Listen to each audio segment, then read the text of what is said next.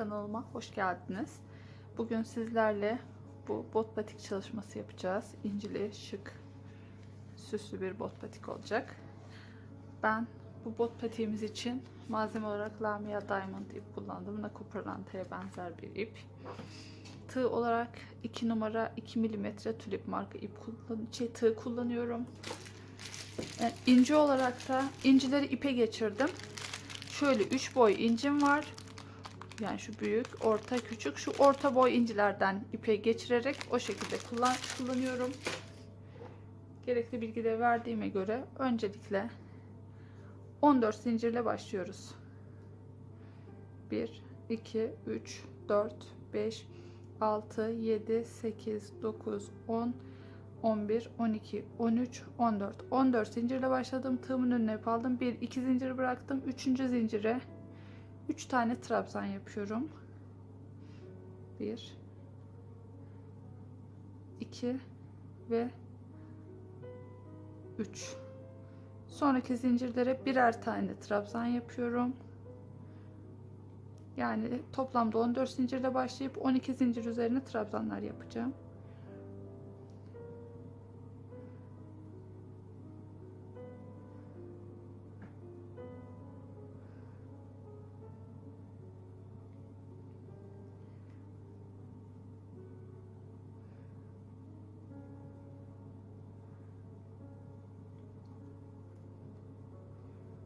En son zincire kadar her bir zincirin üzerine birer trabzan yaparak gelelim.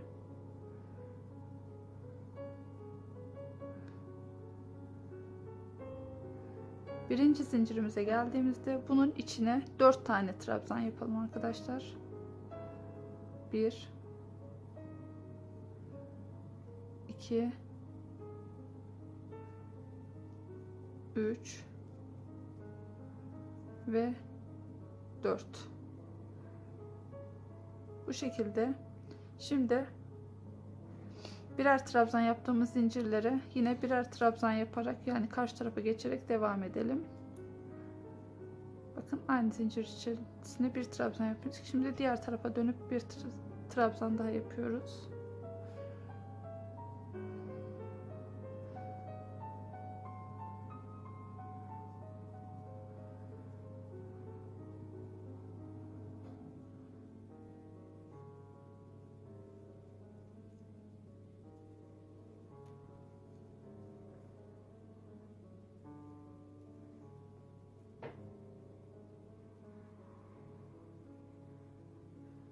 İpimizi de içinde kaybetmeye çalışıyorum.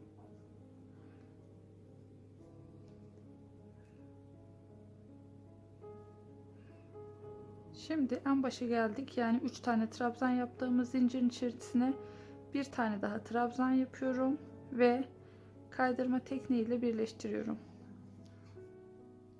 14 zincir çektik. 12 zincir üzerine en baştakilere 4'er olmak, aradakilere birer tane olmak üzere trabzanlar yaptık. 2 zincir çekiyorum. İlk trabzan içerisinde 2 tane trabzan yapıyorum. 1, 2. Hemen yanındakine 2 trabzan yapıyorum. Yine yanlardan artırma yapacağız arkadaşlar. Bakın. Şu küt burun olduğu için yanlardan artırma yapmamız gerekiyor. İlk trabzanı 2 trabzan yaptım, artırma yaptım. İkinciye de 2 tane trabzan yaptım. Geri kalanlara birer tane trabzan yapıyorum.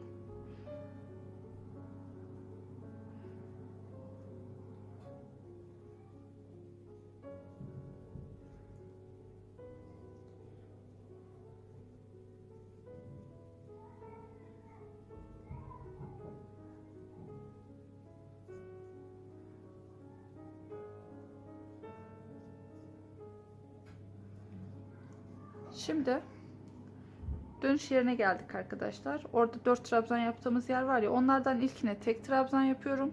2 ve 3.'ye ikişer trabzan yapıyorum. Buradaki artırmayı da bu şekilde yapıyorum. 1, 2, 1, 2. Devamını tek trabzan yaparak ilerliyorum. Sırayı tamamlıyorum.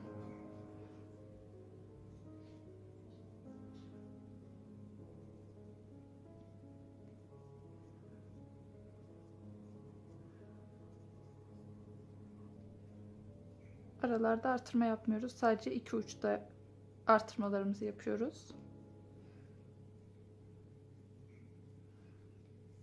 Son trabzanımızı yaptım. Başlangıç trabzanıyla kaydırma tekniğiyle birleştirdim. 2 zincir çekiyorum. İlkine bir trabzan yaptım arkadaşlar. Bu artırma yerinin tam ortası. İlk artırmanın tam ortadakine bir artırma daha yapıyorum. 1 2. Yanındakine yine bir artırma yapıyorum. Artırmalarımın ikisi de yan yana oluyor. Bakın bir trabzan yaptım. Bir artırma, bir artırma. Aradakiler tek trabzan. Yanlardan ikişer artırma yapıyoruz arkadaşlar. Araları tek trabzan olarak ilerliyorum.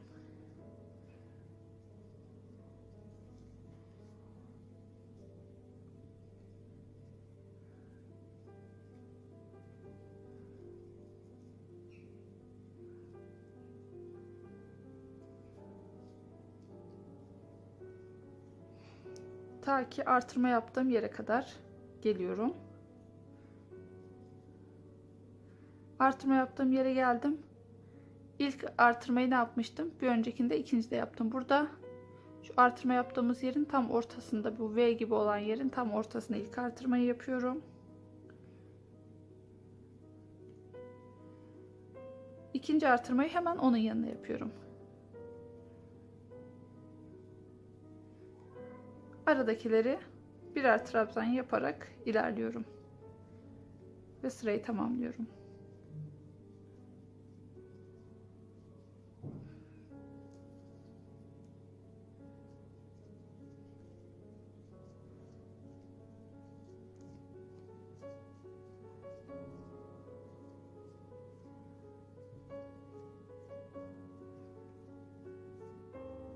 Son trabzanı da yaptım. Sırayı birleştirdim. 2 zincir çektim. Bir üst sıraya geçtim. Bakın bu şekilde.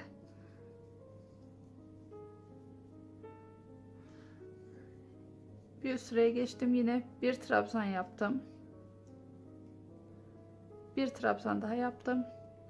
İlk artırmalarımızı bir önceki sıradaki bu V'nin içerisine denk gelecek şekilde yapıyoruz. İkinci artırma onun yanına oluyor arkadaşlar. Tüm sıralarda aynı. 7 sıra boyunca bu şekilde artırmalarımızı yapacağız. Bakın ilk artırmalarımız hep bu V'lerin içinde kalıyor. İkinci artırmamız onun yanındakine olacak. Aralara tek trabzan yapıyoruz. Artırma falan yapmıyoruz. Diğer başa geldiğimizde yine bakın bu V'lerin ilk artırmamız bu V'lerin içine, ikinci artırmamız onun yanına oluyor.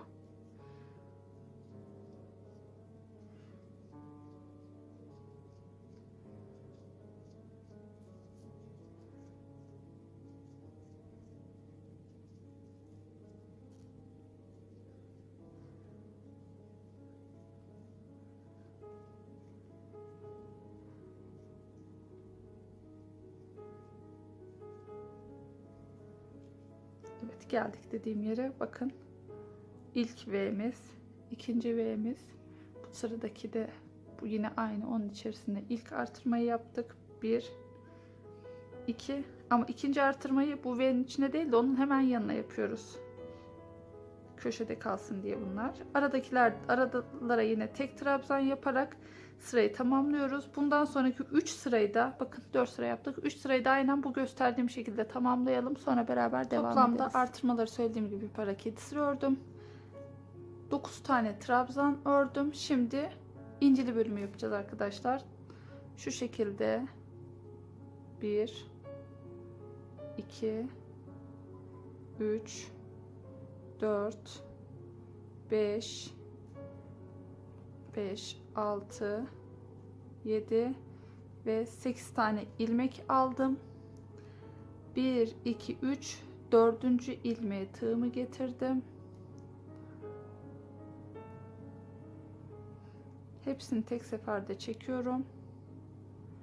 Bir adet incimi alıyorum ve örüyorum. Tığımın önüne ip alıyorum. Bu arkadaki atladığımız 4 trabzan vardı ya, şu arada. Onları örüyorum.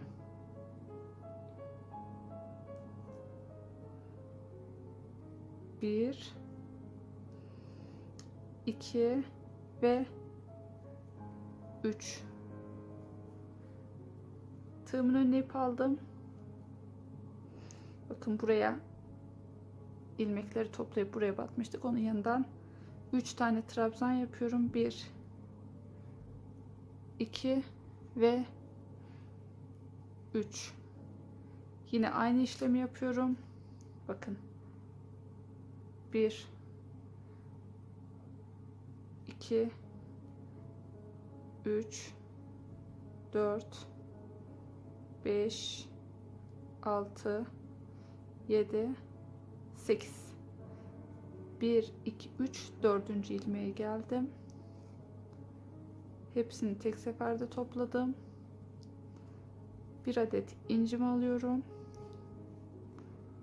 Tığımın önüne ip alıyorum ve yine arkadaki ilmekleri örüyorum. 3 tane. 1, 2 ve 3. Yine 4 sıradaki 4 diyorum. 3 trabzan örüyorum. 1, 2 ve 3. Bakın bu şekilde. Yine geldik incili bölüme. Tığımın önüne ip almıyorum, pardon. Bu şekilde sabit tutuyorum tığımı. 8 tane ilmek alıyorum. Şiş örgüsü yapar gibi 2, 3, 4, 5, 6, 7 ve 8. 1, 2, 3, 4. ilmeğe geldim. İncimi alıyorum. Tığımın önüne ip alıyorum ve arkadaki 3 ilmeği örüyorum.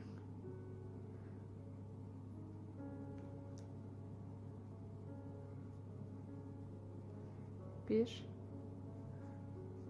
2, 3. Sıradaki 3 trabzan örüyorum. 1, 2, 3. Yine incili bölüme geliyorum. 1, 2, 3, 4, 5, 6, 7 ve 8. 1, 2, 3, 4. ilmeğe geldim. Hepsini tek seferde çektim. İncimi alıyorum. Tığımın önüne ip aldım. Arkadaki 3 ilmeği örüyorum. 2, 3. Devamında normal trabzan yaparak devam ediyorum. Sıra sonuna kadar. Sıra sonuna gelin. Bu incili yere gelince tekrar görüşelim. Sırayı tamamladım. 9 trabzan ördüm. İkinci sıramızda arkadaşlar önce şu arkada kalan 4 ilmeği örelim. Bakın 9 trabzan ördükten sonra şuraya batmıyoruz. Arkadaki 3 trabzanımız vardı ya, onları örelim. 1, 2 ve 3. Yine geldik istiridyemizi yapmaya. Tığımızın önüne 1, 2, 3, 4, 5, 6, 7, 8 tane ilmek aldık. 1, 2, 3. Dördüncüsü bu bir önceki istiridyenin tepesi oluyor. Ona batıyoruz. Hepsini tek seferde çekiyoruz. Bir adet incimizi alıyoruz. Tığımızın önüne ip alıyoruz. Arkada kalan 3 ilmeği örüyoruz. 1, 2 ve 3. Sıradaki 3 trabzan için yine bir önceki istiridyenin arkasında kalan 3 trabzan örelim arkadaşlar. 1, 2, 3. Yine incili bölüme geldik. Tığımızın önüne ip almıyoruz, pardon. İlmek alıyoruz. 1, 2, 3, 4, 5, 6, 7, 8 ilmek aldık. 1, 2, 3. Dördüncünün tepesine battık.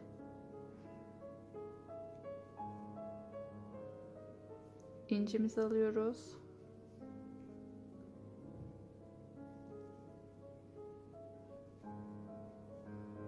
Tığımızın önüne ip alıyoruz. Arkadaki ilmek. 3 ilmeği yapıyoruz. Trabzan. 2, 3.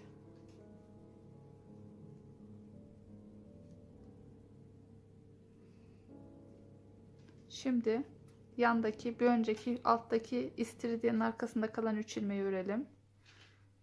1, 2, 3. Yine 8 ilmek. 1, 2, 3, 4, 5, 6, 7 ve 8. 1, 2, 3, 4. ilmekten geçirdik. Bir adet ince alıyorum. Tığımın önüne ip alıyorum ve arkadaki 3 ilmeği örüyorum. 1, 2, 3. Yana geçiyorum. Bu incinin arkasında kalan 3 ilmeği örüyorum. 1, 2, 3. Zaten sıra sonuna geldim arkadaşlar. Bakın ilk sırada 4 tane istiridye yapmıştık. Bu sırada 3 tane yaptık. Bir sonraki sırada 1, 2, 3, 4 tane olacak yine. Bir 4, bir 3 ilerleyecek. Düz bir şekilde trabzan yaparak sıra sonuna geliyoruz. Yine 9 tane ilmek ördüm başta arkadaşlar. İncili bölümde 3. sıraya geçtik. Şimdi yine 1, 2, 3, 4, 5, 6, 7, 8. 8 tane ilmek aldım. 1, 2, 3 tane atladım. Dördüncüye bir ilmek çıkardım. Hepsini tek seferde topladım. İncimi aldım. Tığımın önüne ip alıyorum ve istiridyenin arkasında kalan 3 ilmeği, o atladığımız 3 ilmeği örüyoruz. 1, 2, 3. Şimdi 3 tane ilmekte yandaki istiridyenin arkasındakileri örüyoruz. 1, 2, 3. Bu şekilde ilerliyor arkadaşlar modelimiz. 8 ilmek alalım, yine 3 tane ördük. 1, 2, 3, 4, 5, 6, 7, 8. ilmekleri rahat çekebilmek adına çok sıkı tutmuyorum arkadaşlar, gevşek yapıyorum. 1, 2, 3 tane ilmek atladık. Bakın bu 3 ilmeği atlıyoruz. Daha sonra istiridyemizi yaptıktan sonra, incimizi aldıktan sonra o arkadaki atladığımız 3 ilmeğe trabzan yapıyoruz. İncimi aldım. Bakın incimi sabitliyorum. Sonrasında tığımın önüne ip alarak bu arkadaki ilmekleri örüyoruz. 1, 2, 3. Yandaki, bir önceki sıradaki istiridyenin altındaki trabzanları örelim. 3 tane. 2, 3. Bakın bir sonraki sıranın istiridyesi bu trabzanlara denk geliyor. Gördüğümüz gibi arkadaşlar. Burada ne yaptık? İstiridye yaptık. 3 tane trabzan yaptık. Bir üst sırada da o 3 trabzanın üzerine istiridye yaptık. Şimdi yine 1, 2, 3, 4, 5, 6, 7, 8. 8 ilmek aldım. 1, 2, 3. Dördüncüden. Evet. İncimizi alıyorum. İncilerimiz de bir sırada 3, bir sırada 4 oluyor. Evet, tığımızın önüne ip aldım. 1, 2, 3 ilmek ördüm. Sonrasındaki 3 ilmeğimiz bir önceki sıranın arkada kalanları oluyor. 1 2 3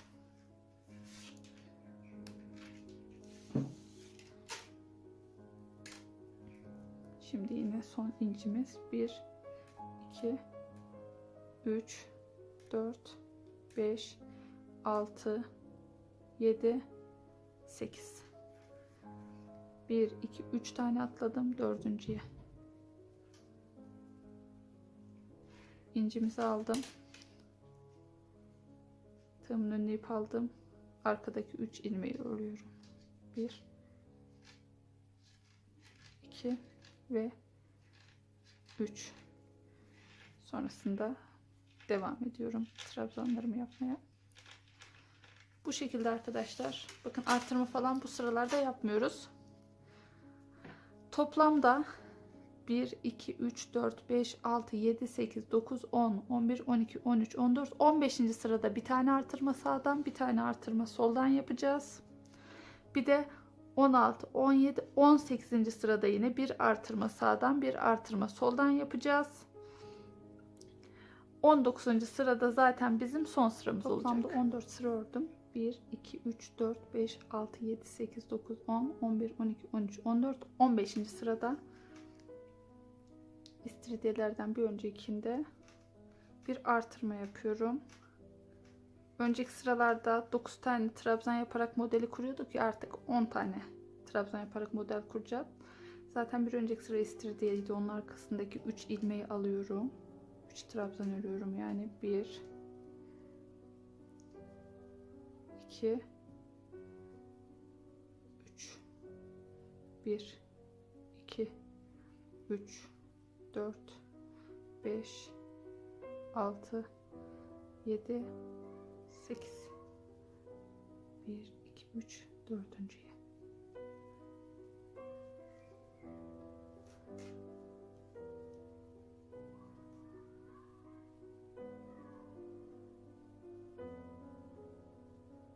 Bir,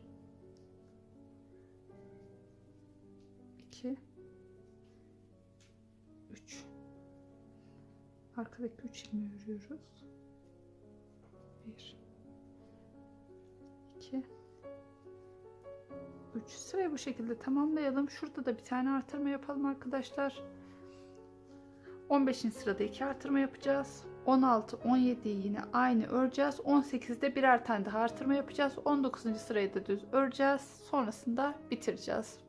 Topu burundan sonraki kısma geçeceğiz. Toplamda 19 sıra ördüm arkadaşlar. 1 2 3 4 5 6 7 sıra artırma yaptık. 8. sırada model kurmaya başladık. 9 10 11 12 13 14 sıra ördük. 15. sırada 2 artırma yaptım. Burada 2 artırma da ona denk gelen karşı tarafında yaptım. 16 17 yine normal ördüm. 18'de birer artırma daha yaptım her iki uçtan. 19. sırayı da ördüm ve sıralamayı bitirdim. Burun kısmını bitirdim. Ben 37 38 numara için yapıyorum. Daha küçük ayaklar için daha erken kesebilirsiniz siz.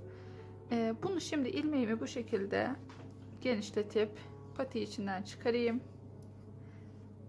Toplamda ben 31 sırada bitireceğim arkadaşlar patiğimi. Şimdi ilmeğimizi buraya geçirdik. Şimdi şuradan başlıyorum. Buradan da buraya. Bu arada kalan 3 incilik kısım ortadaki boşluk oluyor. Geri kalan buradan itibaren de trabzan yaparak topuğa doğru ilerliyorum arkadaşlar. Düz trabzan olarak ilerleyeceğim.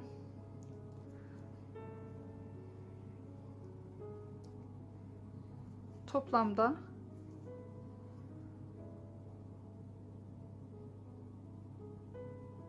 31 32 sırada bitireceğiz. Şimdi trabzan örüyorum.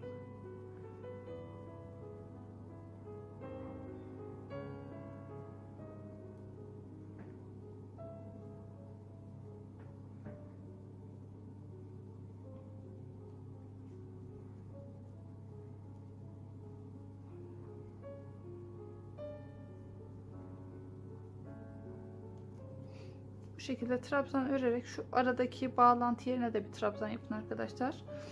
trabzan örerek şuraya kadar gelin. Sonra geri dönün. Bu şekilde toplamda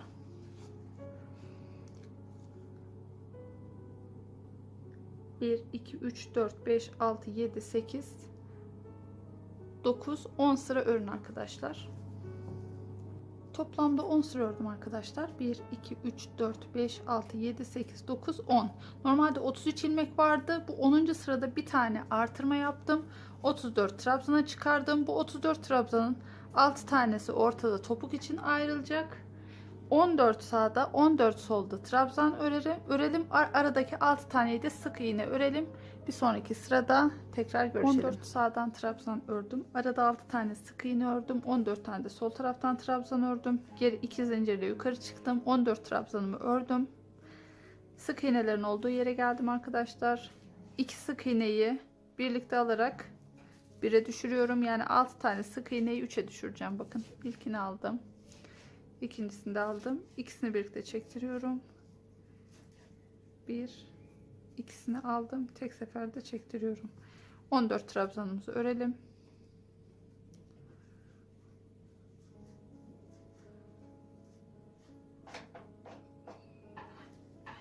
...14 trabzan ördüm. Ortada 3'e düşürdüğümüz sık iğneye geldim. Bu sefer 1'e düşürüyoruz. İlk sık iğneyi atlıyoruz. İkinciye bir sık iğne yapıyoruz. Sonrasında yandaki sık iğneyi atlayarak 4 tane trabzan yaparak sıra sonuna gidiyoruz arkadaşlar. Sonrasında da topuk kısmını birleştirmiş olacağız. Bakın burası topuğumuzu kurduk. Patiğimizi birleştireceğiz. Sonrasında üst kısmını örmeye devam edeceğiz. Sıra sonuna geldim. Bir zincir çektim. Patiğimizi şöyle ters katlıyorum arkadaşlar. Her bir trabzan birbirine denk gelecek şekilde tutuyorum. Sık iğne tekniğiyle birleştiriyorum. Kaydırma yapmayın. Her bir trabzan birbirine denk gelecek şekilde örün. Bu şekilde sık iğne ile botumuzu birleştirelim. Sonrasında da üst kısma geçeceğiz.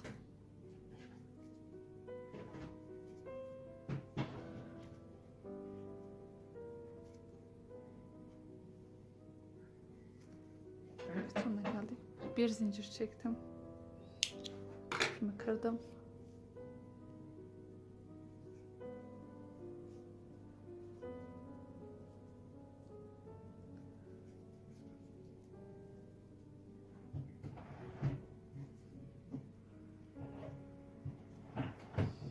Bu şekilde ipimizi kaybettim. Şimdi botumuzun bu üst kısmını öreceğiz. 2 sıra trabzan öreceğiz. Trabzan ördüğümüz yerlerde incili kısımları yapacağız. Sonra 3 sırada lastik öreceğiz arkadaşlar. Arkadan başlıyoruz. Şu bağlantı yerimizden ipimizi geçirelim. 1 2 zincir çekelim. O ipimizi geçirdiğimiz yere bir trabzan yapalım. Bundan sonra da şöyle her bir trabzana 2 tane olacak şekilde trabzan yapıyoruz ama bu ilmeklerin içinden yapmayın arkadaşlar. Çok delikli bir görüntü oluşur. Şu ilmek aralarından 1 2 1 2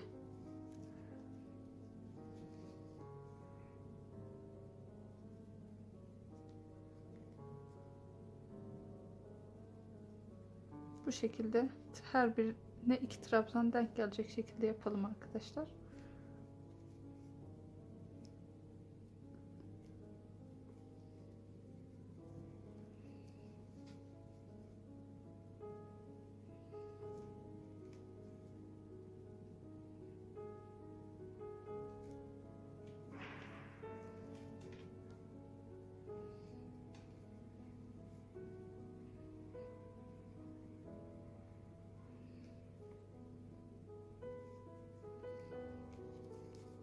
Şuraya gelinceye kadar devam edelim.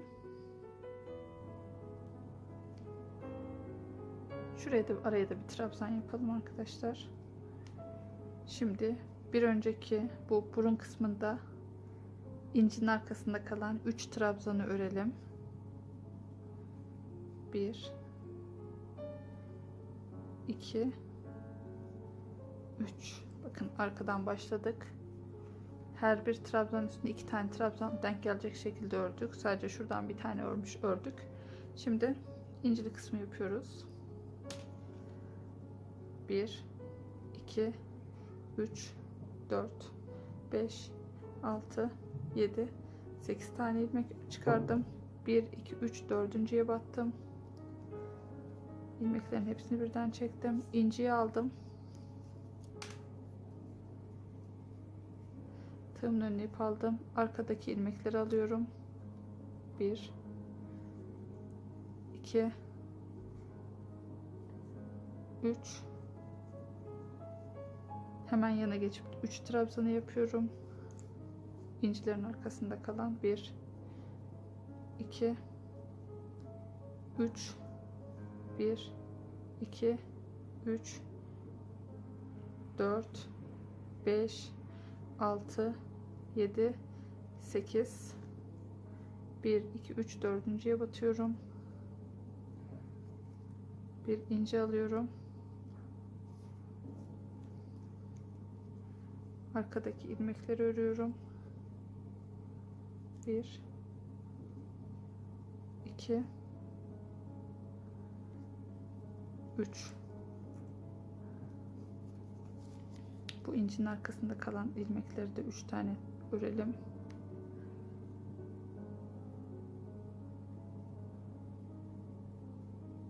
Bir 2 3. Şu araya bir tane trabzan yapalım.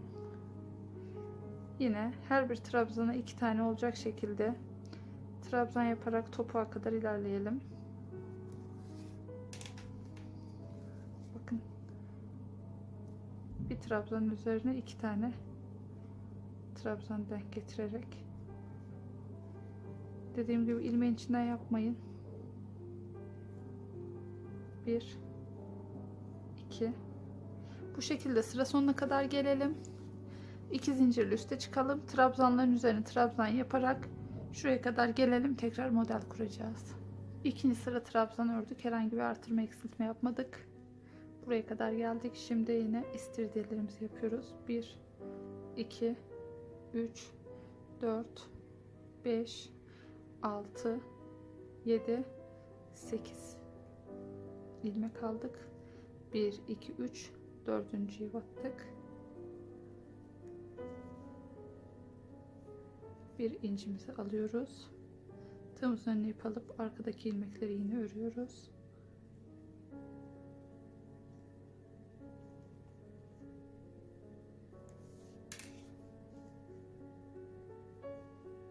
İki,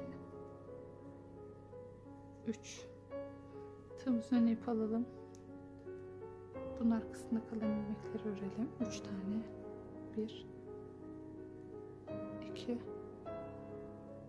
3. Yine istirdiğimizi yapalım. Bu şekilde bir buraya bir de buraya yapalım arkadaşlar. Sonrasında trabzan yapalım. Bir üst sıraya geçince tekrar görüşürüz. Sıra sonuna geldim. 2 zincirle yukarı çıktım. Artık 3 sıra lastik öreceğiz. Tığımın önüne ip alıyorum. Bir önden ilmek alıyorum. Tığımın önüne ip alıp bir de arkadan, ama arkadaki ilmeği ilmeklerin tepesinden, trabzanların tepesinden alıyorum. Öndeki ilmeği içeriden, arkadaki ilmeği trabzanların tepesinden. Bir önden ilmek aldık. Bir arkadan ilmek alıyoruz. Dikkat edelim. Arkadaki ilmekleri zincirlerin tepesinden alıyoruz.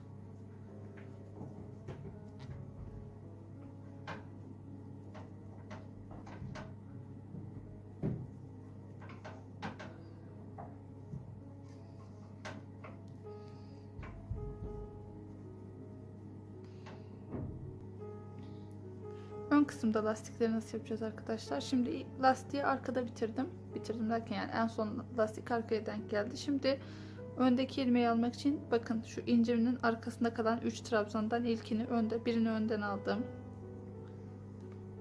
Birini arkadan, bir ilmeği de önden alıyorum. Arkadan ilmek aldım. Önden ilmek aldım. Arkadan ilmek aldım. Yine incinin arkasındaki ilk ilmeği önden almamız gerekiyor.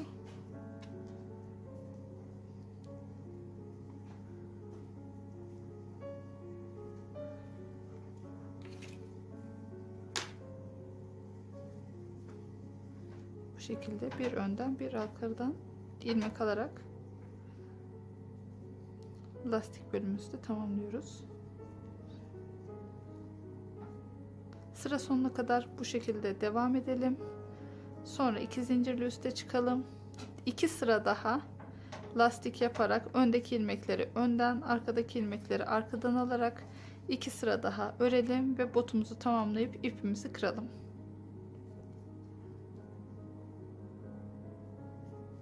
Dilerseniz bu boğaz kısmını biraz daha uzatabilirsiniz. Ben 3 sırada bitirmeyi uygun buldum. 3 sıra lastik ördüm, bir zincir çektim, ipimizi kırıyorum. Bu şekilde botumuz tamamlandı. Dilerseniz daha uzun yapabilirsiniz arkadaşlar. Bir yumak ip gitti tamamen. 2 sırası eksik kaldı. 2 sırayı da farklı bir yumakla devam ettim. 37-38 numaraya uygun botumuz. Yapacak olan herkese kolaylıklar diliyorum. Abone değilseniz abone olmanızı ve beğeni, yorumlarınıza destek olmanızı rica ediyorum.